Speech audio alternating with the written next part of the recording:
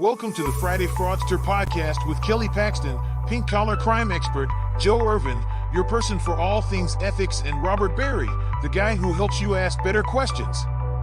Join them as they discuss sad, funny, and sometimes disturbing fraud stories. Be sure to catch past episodes on your favorite podcasting platform or go to www.fridayfraudster.com and grab some CPE while you're there. Woo. What's happening, guys? Welcome to episode number 98. Is that crypto really real? Now, Joe and Thomas are smiling because they just saw something else that now you get the title and where it all ties in, right? Yep. Ah, I think that what does the intro say? Scary, funny, sometimes sad fraud stories. Disturbing, sometimes disturbing. Disturbing. I don't know which one this falls into to me. Maybe maybe disturbing. Oh, I think today is all of the above. Scary, disturbing. Oh, this is a big one.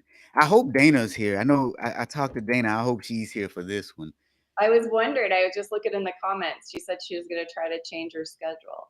Yeah. So, Joe, Yeah. Thomas, you guys own any crypto? I feel like you ask me this every 20 episodes. I'm waiting for the answer to be yes. No. The answer is no. No crypto. None for you either, Thomas. So whenever it first got popular, I dabbled a little bit, and then I thought about it and said, what in the world are we investing in? Like, what are we actually paying for? And I got out very quickly. So it's never made sense to me to no, not at all. I don't have a dime in crypto anymore. I mean, the same could be said for the US dollar nowadays, though. What in the heck are you investing? I am still stuck on we're auditors that are, so big on regulations, and I just wouldn't invest in an unregulated currency right now. Yeah. I don't know. It's like kind of like a practice what you preach thing for me for some reason. But I will tell you, can I use a real life example of where it's coming into even the university's world? Is my students right now are doing a side advising project with the university. It's actually the university's foundation. So it's a separate entity from the university, right, that raises money as to whether they should accept cryptocurrency donations and what should they do with them. And of course, our advice would be to change them to cash immediately because of the volatility. But anyway, I just, it's in every day conversation. It comes up in every one of my classes. So, anyway, I know it's there. I just haven't done it. So Stephanie doesn't own any crypto. Thomas doesn't own any crypto. I don't own any crypto. Now, wait a minute. Here we go. Christine Murray. Yes, but a small amount. Just want to see what the fuss is all about. Shafundu, good to see you, man. Hey, sir. So are we all going to start judging Christine now? Is that what we're going to start doing? I'm kidding. No. Christine, we're gonna ask how much does she have and when is she gonna cash out? Actually, I mean, I think it is that is another thing I could see auditors doing, right? Is testing the process, because that's what we do. So I'm not surprised to see that as a response in the comments. Exactly. And speaking of testing the process, so let's just talk about what crypto is so that everybody understands truly what it really is. Okay. And I'm going to oversimplify this. So Dana, if you're watching or if you see this later, please don't fuss at me. But look, just imagine you had a token, but it wasn't real, an imaginary token.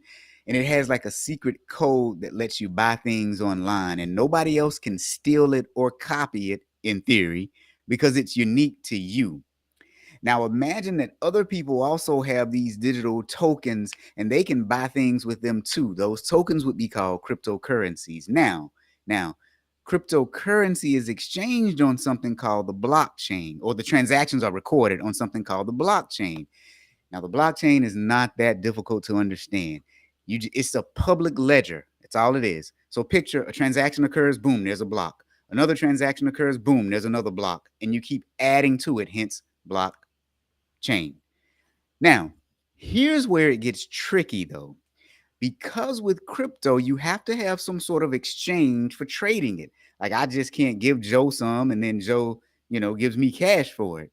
It's like trading stock. You have to have an exchange, kind of like the New York Stock Exchange or the NASDAQ, except for not regulated. Definitely. So there are quite a few cryptocurrency exchanges out there. Coinbase is one of the bigger ones. Now we know about one that failed recently, FTX. But now these exchanges attempt to make sure that the transactions are legitimate and the value of crypto fluctuates. The most popular crypto is called a Bitcoin. So when people talk about Bitcoin, Bitcoin is a type of crypto. Bitcoin is not crypto in and of itself. Now, as some of us know, though, anybody can make a cryptocurrency. If Thomas and I wanted to make one, we could call it the Tom Robb cryptocurrency and we could start one.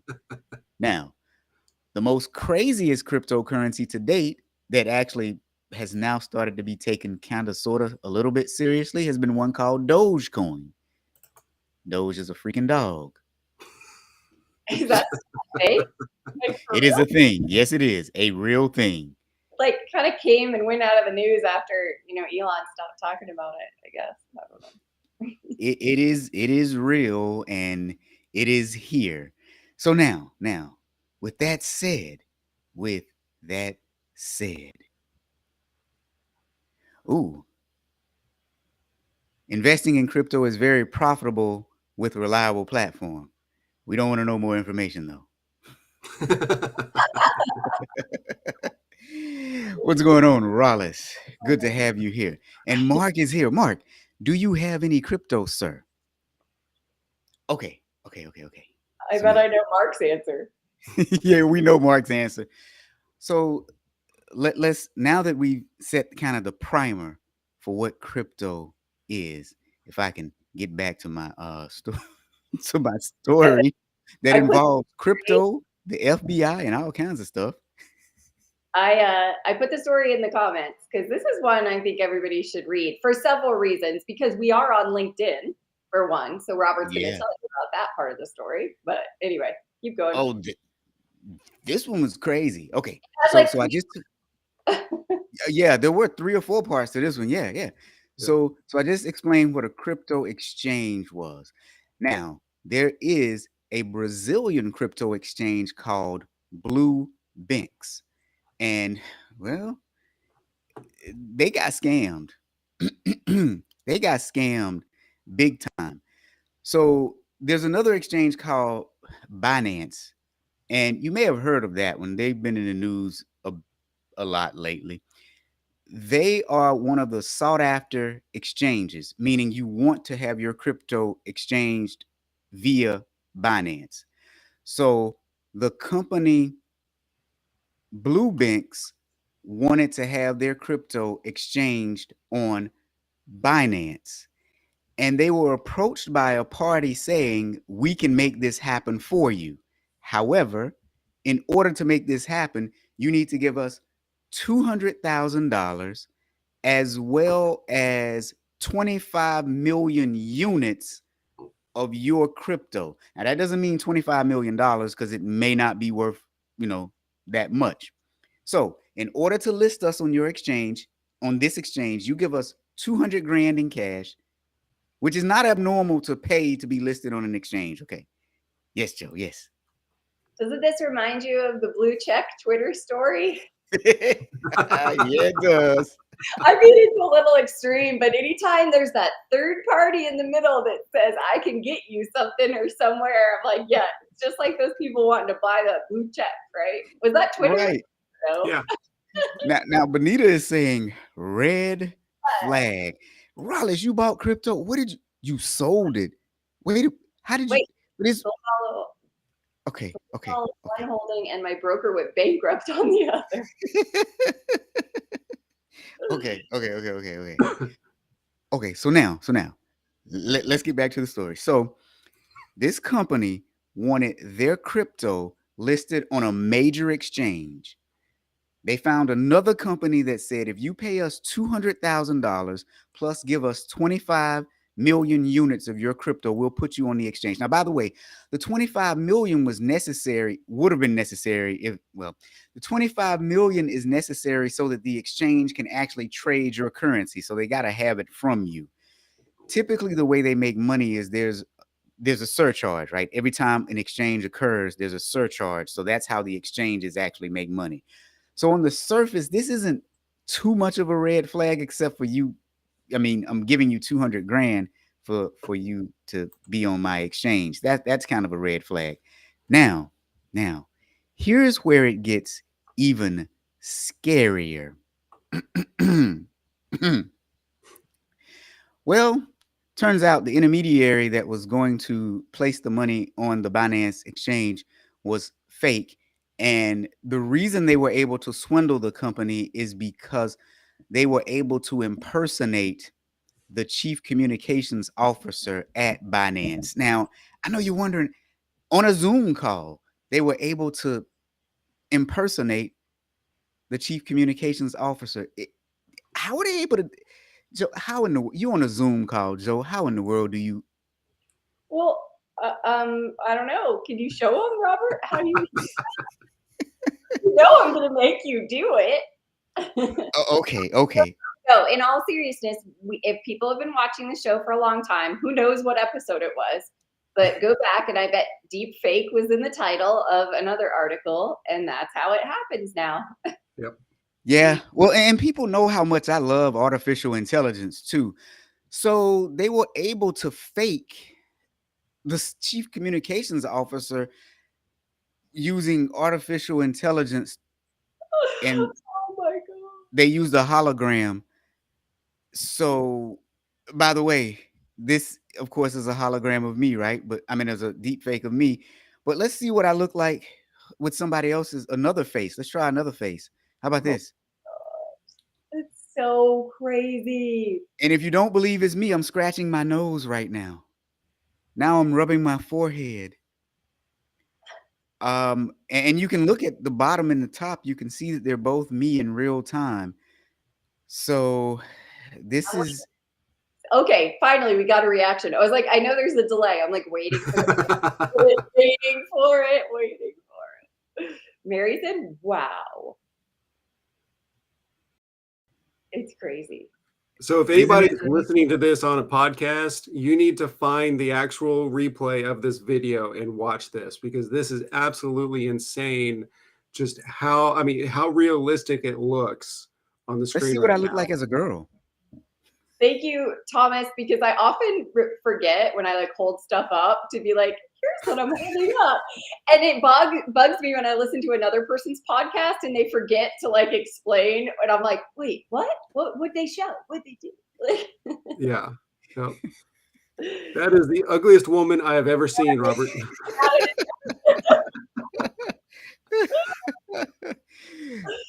You know what? I'm okay being an ugly woman, though. I am actually okay with that. Oh, But you know, if you think about it, if you have someone that looks a little bit like a CEO, an owner, you know, someone in the position, if you know, a slight wig or a hat will change up the hair enough if needed. And this could completely be realistic, thinking that you're somebody else and impersonate them very easily with this. Oh yeah, absolutely. Well, and you know, it goes back to something that I said the other day about auditors talking about Chat GPT. They were worried that it would write reports better than them. And I'm like, if that's your thought, get out of the profession. Your thought should be, what are the risks to your organization? So for example, any auditors watching this podcast, seeing me change my face live on the fly, should be going to your HR department and saying, hey, here's a new risk that's out here that you need to be looking at when you're interviewing candidates for jobs. So anyway, we'll talk about that. not even just the HR department. Everybody needs to be trained on this kind of stuff, right? Good point, Joe. Good point. Yeah. Good point. So okay.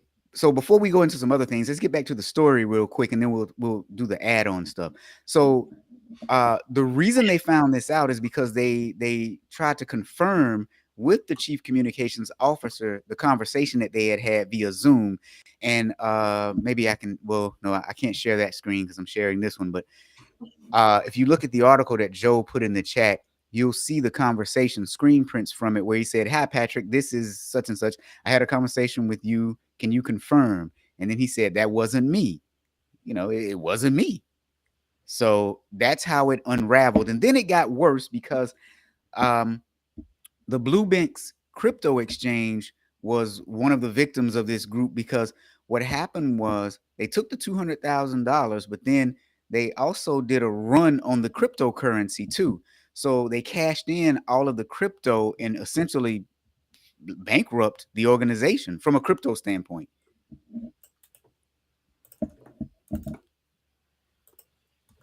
That dude is really creeping me out. Can you please take it away? Sorry. Oh. Yeah. So now. Yeah. So they gave him 200,000, which is the normal fee for doing it, but then they essentially cashed in. So what I want to know is, Robert, in the controls within the crypto company, right? Not the exchange, but the company. Would it have been normal for them to see that 2.5 million? Like, they have to cash it in, right? Like, when they see that and wonder, like, wait, that's the money that should have gone there and they're about to bankrupt us? Or no? I don't know how that works. Like, so they've given away their units of crypto to the exchange, and now the exchange has to facilitate all the transactions. And because crypto is secure, once it's on the blockchain, it's secure. So no one cares at that point. Okay. And so if you can, yeah, the genius here was that they got it before it actually made it to the exchange. Right. But okay, yeah, okay, I get it now. Yeah, they got it before it became secured. Because with crypto, there are two different ways that you can actually secure it. You can have a hot wallet or a cold wallet. And so a hot wallet is online, and it's all online, and all the transactions are stored in somebody's cloud, and you log in with your username, password, etc. A cold wallet, you have like a USB drive that you carry along with you, and it's very secure. Both are secure, but once it's on, somebody literally has to steal your credentials in order to get into it. But again, they got this before it even made it to the exchange. How do they cash it out if it's not on an exchange? Well, they put it on the exchange, and then once it increased in value, they cashed it out. Okay, all right. But they had control over it before it got to the exchange, so they controlled everything that happened with it. Gotcha. Okay. And, you know, looking at this, they had plans to build a new headquarters. So they had huge expansion plans, right? It looks like they had around 30 or 35 employees that I can find so far. So you're talking at least 20, 25 that immediately lost their jobs from this. And then according to this article I just found, they had about 22,000 users that were on whatever platform and were trading this. So you had another 22,000 victims basically of this scam. So it's not just, you know, a small handful of people. This is a lot of people that were really messed over by this. Yeah. Yeah. And I know we never victim shame, but how do you all feel about, I mean, it's a risk in and of itself, right? So you're investing in a risk, you're investing in a risky, I don't know, currency, if you know, whatever, I guess that's what we'll call it. I don't know, like, it's just like, I feel like there's a lot of people out there, right? Probably the Wall Street guys that are laughing, like, oh, the crypto scams got scammed, right? Like, it's but here's the thing though. It is not markedly different from what is actually happening to Silicon Valley Bank right now with the bank run. Yeah, that's right. I just read that article. The venture capitalists just cashed out all their money and that bank had to go under? Yeah. Yes. Yeah. And for those who didn't get their hands on their money, they are only going to be insured up to $250,000.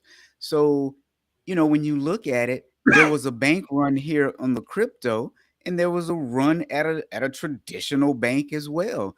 I would say the difference being though is that with the crypto, there was extreme fraud.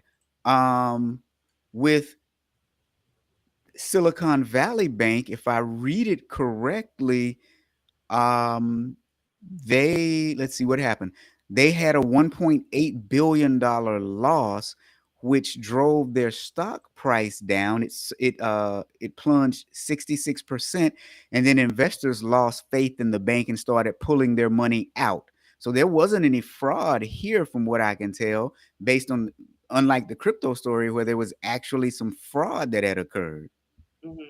But Well, the big difference here, right, is that the Federal Reserve steps in, right? You have the FDIC, the insurance to be able to cover. So anybody that had more than 250K in there, at least they have some kind of coverage. Where with the crypto, there is no insurance, there is no coverage. You're just out of luck. So that's Yeah, but that's think the, about the, this. the difference, right? I mean, and that's what people have to consider. If everything is a risk, right? Whenever you're spending money, everything is a risk, especially investing it.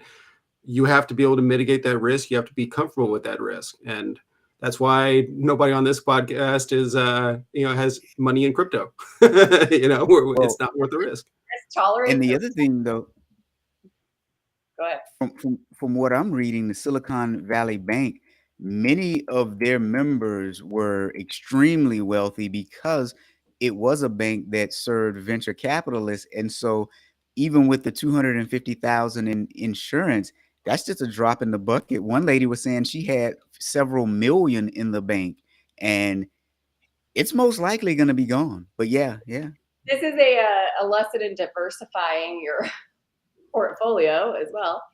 Very But true. you know what else? As I'm criticizing what happened to this crypto company, I'm also thinking about it happens to banks like JP Morgan when they buy a fake company. What was that gal name? What was Frank? Fred, Steve, something, Frank, I don't know. Yeah, Kevin. I don't know. But now we're just talking about Minions and Despicable Me. But the Thomas has kids. He at least get Rob. You I got it too. the little Minion son.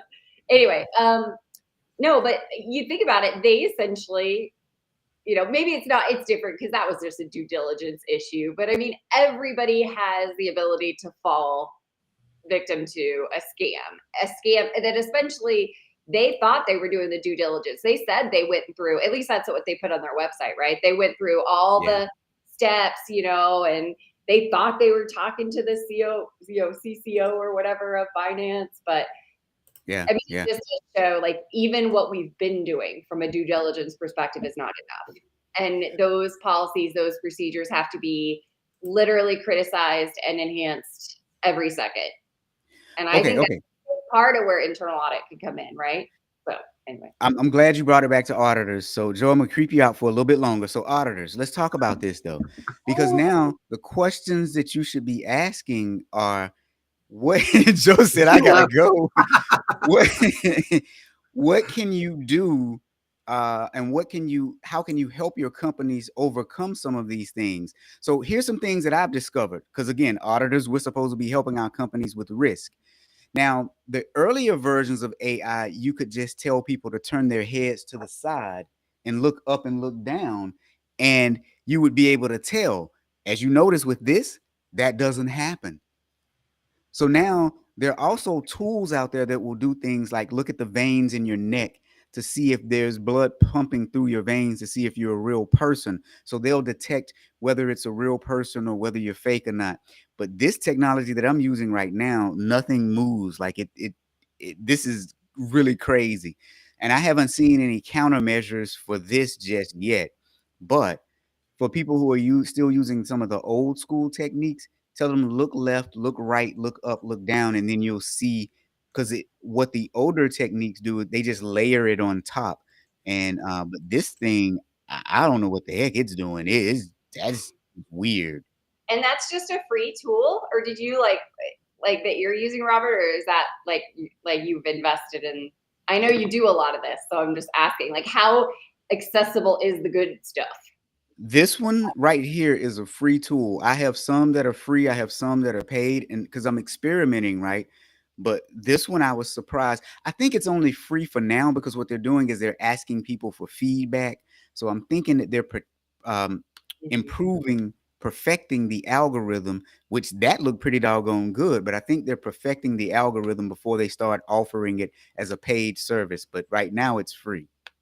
Okay, so Thomas, Rob, can you imagine a world where we start recommending in, you know, our audit reports that as before they start an interview, you go through this checklist of like, you know, oh my God, I don't know. It's like in my mind, I'm going, it's like the click, you're not a robot, you know, pick the traffic lights, and I'm trying to figure out how we do that on a Zoom video.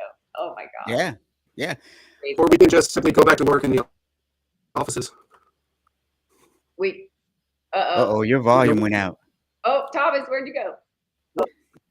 Am I still here? You're here, but you're underwater. You're swimming. You sound like an alien.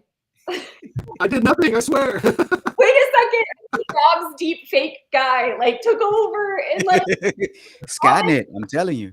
Malware. Like, see now, wasn't there another part of this? Okay, there was another part of the article, Rob, Yes. about how a lot of these marketers reach out on platforms like LinkedIn.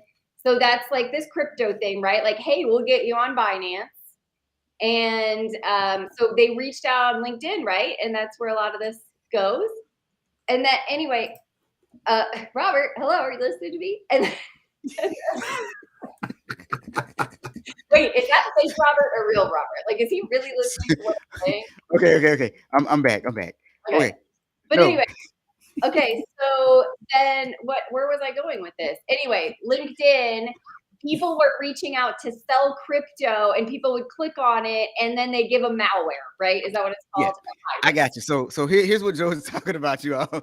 So the article also warned you got to be careful on LinkedIn because people will solicit you for crypto and they'll come into your emails and they'll say certain things and don't listen to them. But they also said that it was recently discovered by the Lazarus Group that the Lazarus Group tied to North Korea used LinkedIn crypto jobs to infect user devices. And so since February, the hackers have posted open positions at Coinbase looking for engineers, managers, and etc. But in the job description, there was a PDF file to download that had malware. Now, anybody who downloads a PDF file that actually ends in the extension .exe, you probably deserve to be hacked.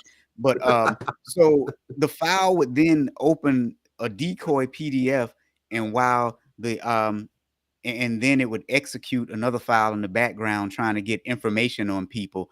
The assumption was if you were looking for that kind of job, you already had one, and so they were trying to get credentials at the company that you work for currently. I think this is like one of those things where we laugh and we're like, you know, people, we think we all know better, but people don't. So, you know, I'm going to give somebody at the university just asked for my password for something, you know, and it's like, I'm the internal audit director of education, but yes, but like, I have to educate that I'm not going to give you my password. Like, we think it's just so common for us is what I'm getting at, right? It's not common for everybody. So you know what? Yeah. I would have given them my password. This is my password. Nope, not ever.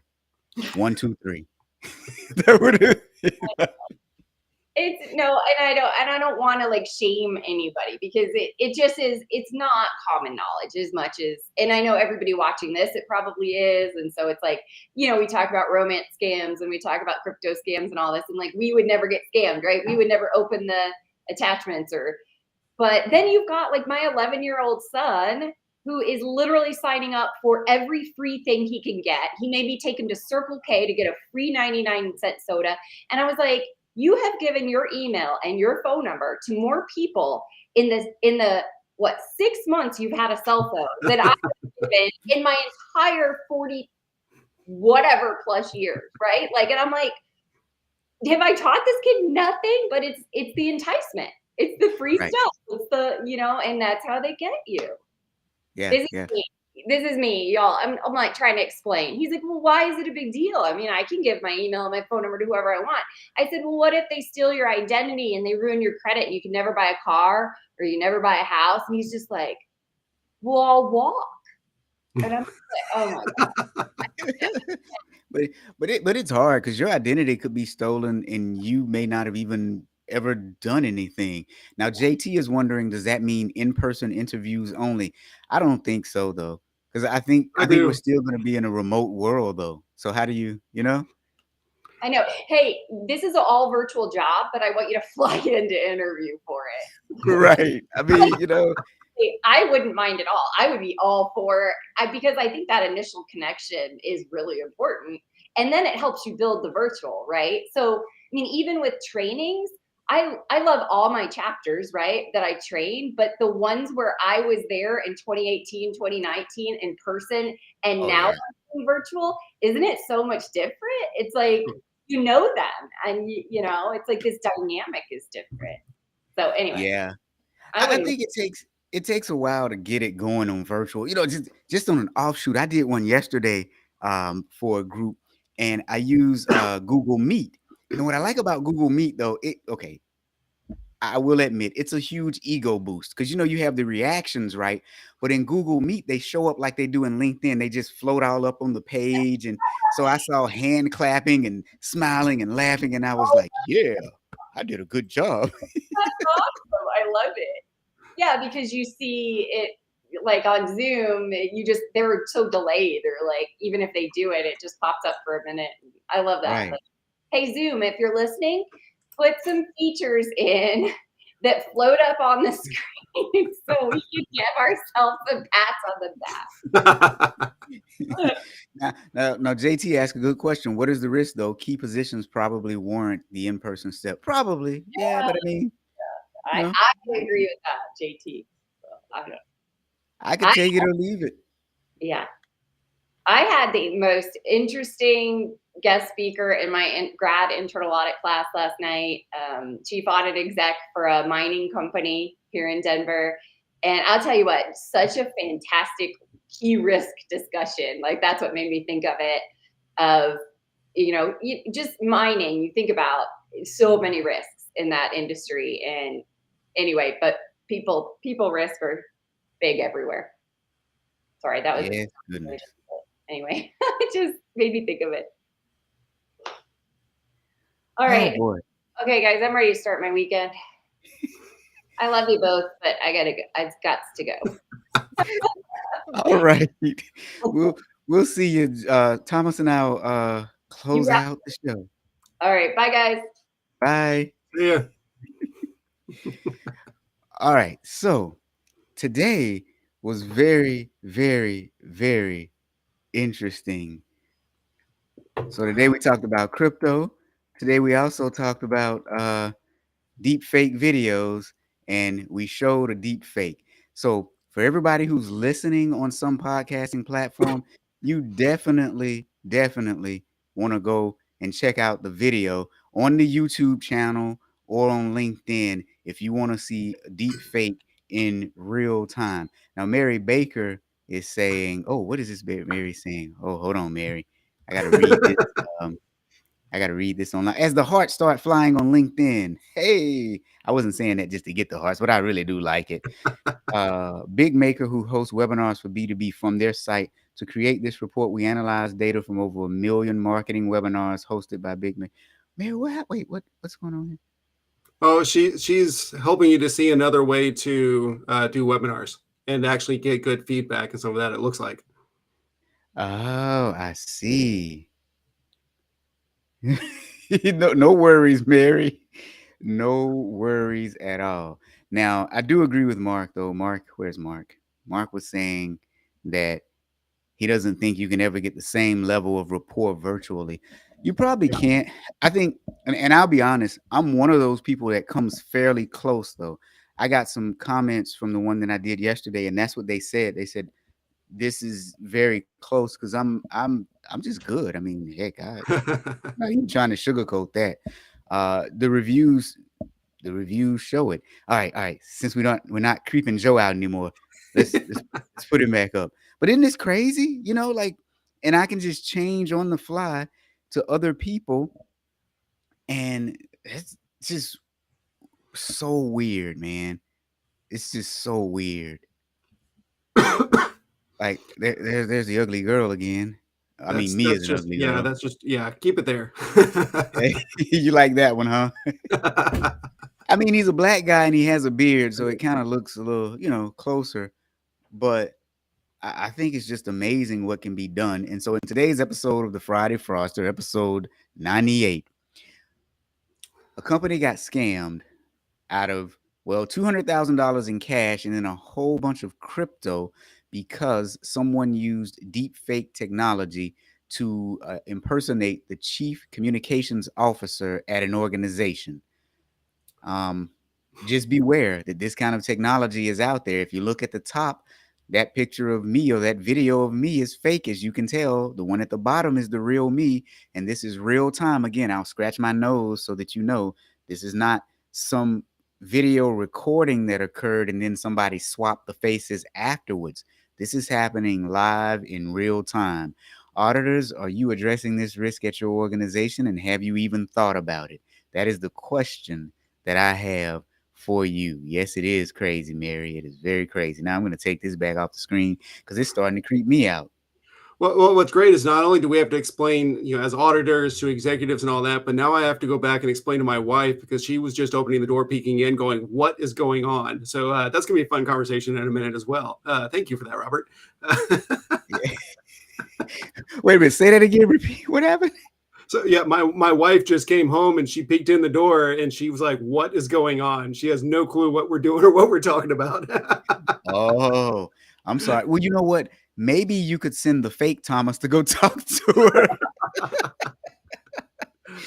Wait a minute. I'm seeing the upside here in some instances of having this.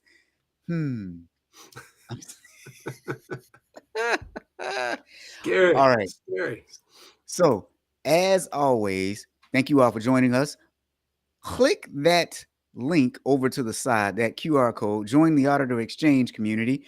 Don't forget about the best-selling book about asking questions while auditing. Ask better questions, get better answers, perform better audits. And don't forget about the Fraud Retreat. Go to fraudretreat.com. Thomas, anything you want to leave our people with today? Well, if you're here in Houston, don't forget we have the Houston IIA conference coming up in April, and Mr. Robert Berry here is going to be one of the speakers, and I'll have a lovely booth. We're going to even have some giveaway stuff going on, which is going to be great.